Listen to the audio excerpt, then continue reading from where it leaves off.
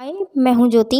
आज की वीडियो में मैं आपको रेडीमेड सूट की फिटिंग करना सिखाऊंगी। एंड रेडीमेड सूट में शोल्डर भी काफ़ी बड़े आते हैं, तो अपने साइज़ के अकॉर्डिंग शोल्डरों को छोटा करना भी सिखाऊंगी। एंड बहुत ही बारीकी तरीके से हर एक पॉइंट मैं आपको सिखाऊंगी।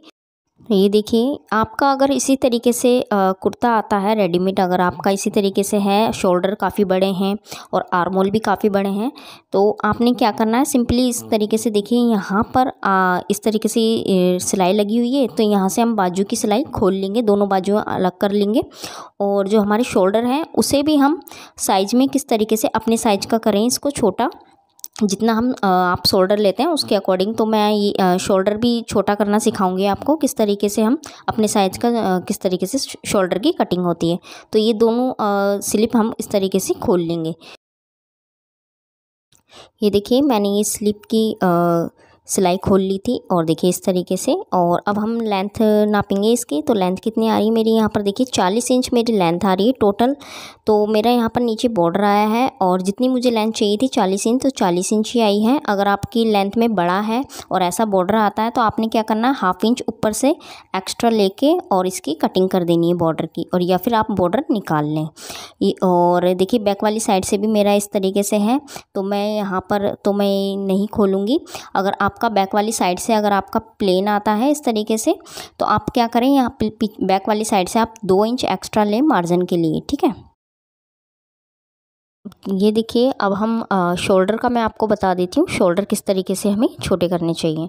तो ये देखिए, यहाँ पर अगर आपका इसी तरीके से नेक आता है, चौड़ाई में कम आता है, जैसे कि लेंथ में कम आता है 3 इंच का, तो आपको किस तरीके से शोल्डर की कटिंग करनी चाहिए वो मैं आपको बताऊंगी। और अगर बड़ा नेक आता है तो उसकी कटिंग किस तरीके से होगी शोल्डर की, वो भी मैं आपको बताऊंगी। ये देखिए, अगर आपका बड़ा नेक आता है बैक वाला, जैसे कि 7 इंच 8 इंच का, तो आपने जितने आपके शोल्डर हैं, जितने आप लेते हैं उतने ही लीजिएगा। और अगर आपका छोटा नेक आता है, जैसे कि ये 3 इंच का आता है, तो आपने क्या करना है, इसमें 1 इंच हम ऐड कर देंगे। जितने आप शोल्डर लेते हैं उसमें आप 1 इंच प्लस कर दीजिएगा और इस तरीके से निशान लगा लीजिएगा। तो मेरे यहाँ पर शोल्डर था 5.5 इंच, मैंने 1 इंच ऐड किया, यानी कि 6.5 इंच पे मैं निशान लगा रही हूँ, ठीक है। तो इस तरीके से मैं यहाँ पर 6.5 इंच का निशान लगाकर और इस तरीके से गोलाई करनी। गोलाई आपने डीपली नीचे नहीं करनी है, नहीं तो आर्म होल काफ़ी बड़े हो जाएंगे और यहाँ पर झोल आ जाएगा। तो आपने गोलाई सिर्फ ऊपर से हल्का सा करना है और इस तरीके से हम यहाँ पर कटिंग कर लेंगे। तो इस तरीके से आपने कटिंग करनी है। अब देखिए, अब क्या करना है, अब आपने इस तरीके से इंच टेप को सेंटर पर रखना है और इस तरीके से निशान लगाएंगे हम सेंटर पर। और अपने साइज़ के अकॉर्डिंग आप निशान लगाएं, जितना आपका साइज़ है उसके अकॉर्डिंग आप अपनी हिप का एंड चेस्ट का एंड वेस्ट का नाप लें और लेंथ का, और उसके अकॉर्डिंग यहाँ पर निशान लगाएं। तो देखिए, अब निशान किस तरीके से लगाना है वो मैं आपको बताती हूँ। यहाँ पर आपको जितना आपका साइज़ है उसमें आपको 2 इंच ऐड करना है लूजिंग के लिए, और उसके बाद आपको यहाँ पर साइज़ के अकॉर्डिंग निशान लगाना है। तो साइज़ के अकॉर्डिंग हमने यहाँ पर चौथा करना है। तो चौथा करने के बाद जितना आपका आएगा उसी के अकॉर्डिंग निशान लगाइएगा। मेरा यहाँ पर 8 इंच आया है और 8 इंच का 16, तो यानी कि मैं 16 इंच पे निशान लगा रही हूँ। और सेंटर पर आपको इंच टेप रखना है, जिस तरीके से मैंने रखा है उसी तरीके से। और अब यहाँ पर हम लेंथ चेक करेंगे इसकी, और जितना शोल्डर टू वेस्ट लेंथ रखेंगे हम, तो मैं यहाँ पर 14 इंच शोल्डर टू वेस्ट ले रही हूँ और हिप मैं यहाँ पर 20 इंच ले रही हूँ। जितना आप लेते हैं आप अपने अकॉर्डिंग लीजिएगा। तो अब यहाँ पर हम वेस्ट का निशान लगाएंगे। तो देखिए, वेस्ट का भी हमें इसी तरीके से निशान लगाना है, चौथा रखना है हमें। तो यहाँ पर पौने 9 इंच आया मेरा चौथा, और उसका डबल मैंने यहाँ पर सेंटर पर रखकर इस तरीके से निशान लगाया, तो 17.5 इंच पर इस तरीके से दोनों तरफ मैंने मार्किंग कर ली है। और अब हिप का भी इसी के अकॉर्डिंग निशान लगाएंगे। हिप का 4 मैंने यहाँ से रखा है, सेंटर पर रखना है आपको हिप का 4, और इस तरीके से आप दोनों साइडों पर निशान लगाएं। यहाँ पर 9.5 आया है मेरा, तो मैंने यहाँ पर 9.5 पर निशान लगाया और यहाँ पर 19 इंच पर। तो इस तरीके से आप निशान लगा लें, जितना भी आपका मेजरमेंट है उसके अकॉर्डिंग, और इस तरीके से निशान लगाइएगा। लाइन ड्रॉ कर देंगे इस तरीके से गोलाई करनी है आपने, इस तरीके से गोलाई करेंगे। और देखिए, आर्म होल हम यहाँ पर चेक करेंगे। तो आर्म होल इस तरीके से आपने थोड़ा सा इस तरीके से निशान लगाकर आर्म होल चेक करना है। तो इस तरीके से देखिए, 8 इंच पर मेरे आर्म होल आने चाहिए। जितनी आपकी चेस्ट है उसका आपको 4 लेना है आर्म होल में। तो मैंने यहाँ पर 8 इंच पर निशान लगाया है इस तरीके से, ठीक है, आर्म होल का। और दूसरी वाली साइड पर भी हम इसी तरीके से निशान लगाएंगे आर्म होल का। तो देखिए दूसरी वाली साइड पर भी हम निशान लगा लेते हैं। और ये निशान मैं शोल्डर पर इसलिए लगा रही हूँ, यहाँ पर हम सिलाई लगाएंगे, क्योंकि जब हम arm hole cutting shoulder cutting करते हैं तो उसमें हमारी जो सिलाई है वो खुल जाती है। तो इस तरीके से आप दोनों साइडों पर इस तरीके से निशान लगा लें। और उसके बाद देखिए नीचे वाली साइड से हमें क्या करना है, ये जो हमारा फोल्ड आया है और इसको हमें इंची टेप को इस तरीके से रखेंगे यहाँ से, और सीधा हमें निशान लगाना है। इस तरीके से एक लाइन ड्रॉ कर देंगे सीधी।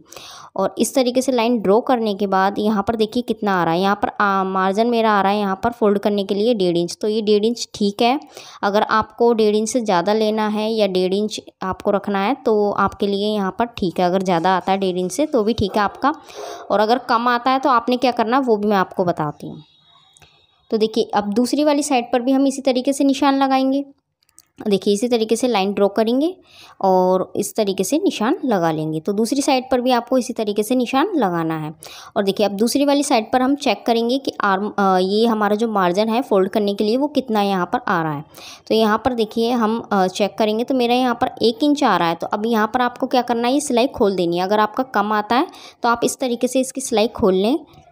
खोलने के बाद यहाँ पर देखिए जितना आपको मार्जिन रखना है फोल्ड करने के लिए उतना आप मार्जिन रखकर और इसकी कटिंग कर ले। तो देखिए मैं यहाँ पर इसकी कटिंग कर रही हूँ, जो एक्स्ट्रा फैब्रिक है उसकी हम कटिंग कर देंगे। तो इस तरीके से आपने कटिंग करनी है। और अब देखिए हम स्लिप कटिंग करेंगे। तो स्लिप आपको किस तरीके से कटिंग करनी है वो मैं आपको बताती हूँ। जिस तरीके से देखिए ये प्रिंट आया है, अगर आपके स्लिप में भी ऐसा ही प्रिंट आया है तो आपने क्या करना है, स्लिप को उल्टा रखेंगे और इस तरीके से इसकी लेंथ चेक करेंगे। जितनी आपकी लेंथ है उसके अकॉर्डिंग आप लेंथ का निशान लगाइएगा और 1/2 इंच मार्जिन के लिए लीजिएगा ऊपर से। और देखिए यहाँ से मैं 1 इंच ले रही हूँ। 1 इंच मैं यहाँ से क्यों ले रही हूँ वो मैं आपको बताती हूँ। अगर हम स्लिप नॉर्मल कटिंग करते हैं तो यहाँ से हम लेंथ रखते हैं इसकी, यहाँ से 3 इंच रखते हैं इस तरीके से लेके, और यहाँ से हम 3 इंच रखते हैं। तो अभी यहाँ से ये कम है तो इधर की साइड हम 1 इंच रखेंगे, ठीक है। और इस तरीके से गोलाई देके और इसकी कटिंग करेंगे, ठीक है। तो यहाँ पर पहले मैं कटिंग कर लेती हूँ इसकी, उसके बाद मैं आपको फिर इसकी फिटिंग का साइज़ बताऊँगी, ठीक है। देखिए इस तरीके से कटिंग करनी है आपने। और कटिंग करने के बाद यहाँ पर देखिए अब इसका जो बॉटम है उसमें आपको 1/2 इंच ऐड करना है। बॉटम में आपको 1 इंच ऐड करना है। 1 इंच ऐड करने के बाद जितना भी आपका बॉटम है उसमें आपको हाफ कर देना है बॉटम का। तो यहाँ पर 5 इंच पर मैं निशान लगा रही हूँ, ठीक है, बॉटम का। और यहाँ से आर्मोल जितना आपका आर्मोल था उसके अकॉर्डिंग आप निशान लगाइएगा। मैंने यहाँ पर 8 इंच का लगाया है निशान, और इस तरीके से दोनों निशानों को मिला देंगे। इस तरीके से हमने मार्किंग कर ली और अब हम स्टिचिंग करेंगे, ठीक। देखिए अब हम यहाँ पर फिटिंग का निशान लगाएंगे पहले। तो इस तरीके से आपने फिटिंग करनी है, इस तरीके से आप फिटिंग कीजिएगा इस तरीके से, और डबल सिलाई लगाइएगा यहाँ पर ताकि अच्छे से पक्का हो जाए। और इस तरीके से देखिए, तो इस तरीके से आपने सिलाई स्टिच करनी है। तो इस तरीके से यहाँ पर देखिए मैं पक्का कर रही हूँ, इसी तरीके से आपने करना है, डबल सिलाई लगानी है आपने। तो इस तरीके से आप सिलाई लगा लें और दूसरी साइड भी हम इसी तरीके से स्टिच करेंगे, ठीक है। तो पहले हम फिटिंग का निशान पर इस तरीके से स्टिच करेंगे, उसके बाद हम नीचे वाली साइड से कंप्लीट करेंगे कुर्ते को, फिर लास्ट में हम स्लीव ज्वाइन करेंगे, ठीक है। तो इस तरीके से आप इस तरीके से स्टिच कर लें और उसी निशान पर स्टिच कीजिएगा जिस निशान आपने लगाया है आपने उसी पर आपको स्टिच करना। और ये जो एक्स्ट्रा थोड़ा मार्जिन है तो इसको हम कटिंग कर देंगे। अगर आपका भी ऐसा ही आता है शोल्डर आर्मोल वाली साइड से तो आप इस तरीके से कटिंग कर लें। और अब देखिए अब क्या करना है, हमने स्टिच कर ली है। और अब देखिए अब क्या करना है, नीचे वाली साइड से हमें इस तरीके से फोल्ड कर कर इसे प्रेस कर। देखिए अब क्या करना है, ये देखिए मैंने प्रेस कर ली है और इसको इस तरीके से अंदर की साइड फोल्ड करेंगे। और फोल्ड करने के बाद यहाँ से तो देखिए मेरा एक कंप्लीट है, ये नीचे वाली साइड से मैं आपको बता देती हूँ। आपको इस तरीके से फोल्ड करना है, नीचे से भी आपको इस तरीके से फोल्ड करके मार्जिन जो है उस पर सिलाई लगा देनी है, ठीक है। और यहाँ पर मैं इस तरीके से सिलाई कर लेंगे आप। तो यहाँ पर आपको इस तरीके से स्टिच करना है। तो इस तरीके से देखिए स्टिच कीजिएगा और प्रेस आपने ज़रूर करनी है क्योंकि प्रेस से फिनिशिंग अच्छी आती है। तो पहले आप प्रेस करें, उसके बाद आप यहाँ पर स्टिच करें इसकी, ठीक है, चाक बनाएं। और उसके बाद यहाँ पर देखिए सेंटर पर आपको अच्छे से फिनिशिंग के साथ बिठाना है फैब्रिक को और फिर उसके बाद यहाँ पर अच्छे से स्टिचिंग करनी है। तो देखिए इसी तरीके से आप स्टिचिंग कीजिएगा और दोनों साइड पर आपको इसी तरीके से स्टिचिंग कर लेनी है। और नीचे वाला जो आपका जो चाक है, जैसे कि आपका ओपन है, मेरा यहाँ पर लेंथ के अकॉर्डिंग बना हुआ है, बट अगर आपका नीचे से आपने मार्जिन लिया है तो आप जितना आपने मार्जिन लिया है उसको आप फोल्ड करके और स्टिच कर दें, ठीक है। देखिए अब यहाँ पर देखिए ये शोल्डर है, शोल्डर पर हमने निशान लगाया था, उसी निशान पर हम शोल्डर स्टिच कर लेंगे। दोनों शोल्डर हम इसी तरीके से स्टिचिंग कर लेंगे। तो इस तरीके से आप शोल्डर स्टिच कर लें। फिर उसके बाद हमें क्या करना है, देखिए यहाँ पर ये मैंने स्लीव ली है। स्लीव का जो हमने निशान लगाया था जितना भी साइज के अकॉर्डिंग, उस निशान पर हम स्लीव भी स्टिच कर लेंगे और डबल सिलाई लगाएंगे हम स्लीव पर।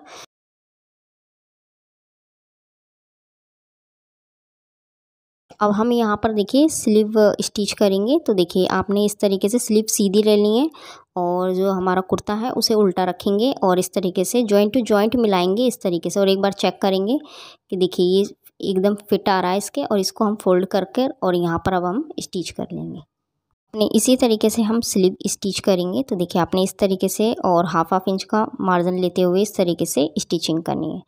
इसी तरीके से हम स्टिचिंग करेंगे और स्लीव में झोल नहीं आना चाहिए। स्लीव एकदम फिटिंग के साथ बननी चाहिए, झोल नहीं आना चाहिए। अगर आपका फैब्रिक छोटा बड़ा है तो आप उसको स्टिच करके पहले और आप इसी के साइज का करें, आर्म होल के साइज का, और उसके बाद में अच्छे से फिनिशिंग आती है। तो देखिए ये बनकर कंप्लीट हो गई है और देखिए कितनी फिनिशिंग के साथ बनी है स्लीव हमारी।